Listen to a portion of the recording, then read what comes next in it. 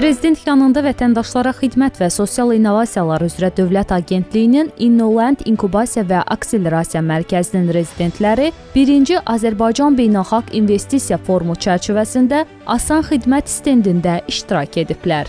Gələcək üçün bacarıqlar layihəsi müddətində universitetlərlə əməkdaşlıq çərçivəsində formalaşmış Konvitsiya, Dovates və mərkəzin rezidenti olan Enverson startapları yerli və xarici ziyarətçilərə innovativ həlləri və layihələri barədə məlumat veriblər. Dvoz Asan Xidmət tərəfindən bu forum üçün təqdim olunan bir startap layihədir və Dvoz sorğu sosial media platformasıdır. Hər kəs burada sorğular yarada bilər, istər biznes nümayəndələri, istər də adi şəxslər, hər kəs. Və biz bizneslər üçün də data toplama və ondan istifadə etməyi belə deyək, funksionallaşdırmışıq və onu təklif edirik. Layihəmiz əsasən dropshipping üzərində təmin olunubdur və dropshipperlara innovativ həllər təqdim edirik.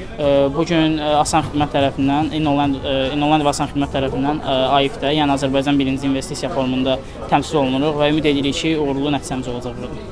Innolandın rezidentiyik və elə Innolandın dəstəyi ilə burada iştirak edirik.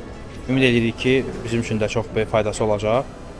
Hələ ki, hər şey çox gözəl keçir.